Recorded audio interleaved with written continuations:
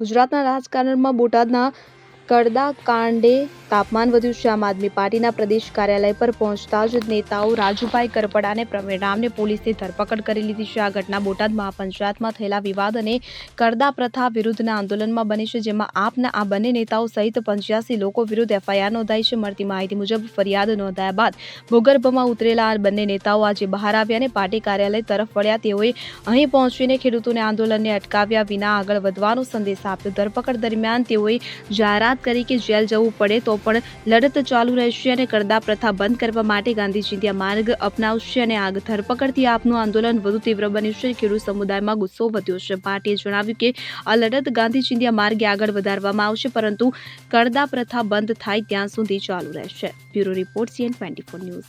હવે જુઓ દેશ દુનિયાની તમામ ખબરો તમારી આંગળીના ટેરવે।